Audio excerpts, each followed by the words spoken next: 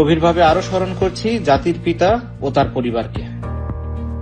আমরা ভিন্ন মত পোষণ করতেই পারি, কিন্তু মানবিকতার প্রশ্নে আমাদের একসঙ্গে দাঁড়াতেই হবে। একটি প্রাণও যেন অকারণে ঝরে না যায়, এটাই হোক আমাদের সবার অঙ্গীকার।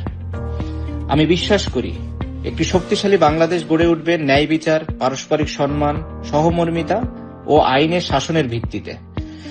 আমাদের ভবিষ্যৎ প্রজন্ম যেন ঘৃণা নয়, ভালোবাসা শেখে, বিভেদ নয়, ঐক্যের শক্তিতে বিশ্বাস করে।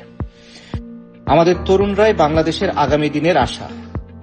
আমি চাই তারা এমন একটি বাংলাদেশ পাক যেখানে নিরাপদে স্বপ্ন দেখতে পারবে, নিজের যোগ্যতায় এগিয়ে যেতে পারবে এবং পরস্পরের প্রতি শ্রদ্ধা ও সহানুভূতি নিয়ে একটি সুন্দর দেশ গড়ে তুলবে। জননেত্রী শেখ হাসিনা ক্রীড়া অবকাঠামো উন্নয়ন, আন্তর্জাতিক প্রতিযোগিতায় অংশগ্রহণের সহায়তা এবং নারী ক্রীড়াবিদদের অংশগ্রহণ ও স্বীকৃতি বৃদ্ধির ওপর সবসময় গুরুত্ব দিয়েছেন।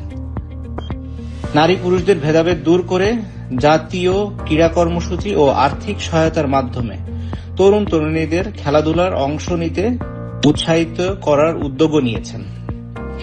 আমি বাংলাদেশকে ভালোবাসি। আসুন আমরা সবাই মিলে এমন একটি বাংলাদেশ গড়ে তুলি যেখানে শান্তি, মানবিকতা, ন্যায় বিচার এবং আশা হবে আমাদের সবচেয়ে বড় শক্তি। আল্লাহ আমাদের প্রিয় বাংলাদেশকে শান্তি, সমৃদ্ধি ও কল্যাণ দান করুক। সবাইকে ধন্যবাদ। জয় বাংলা।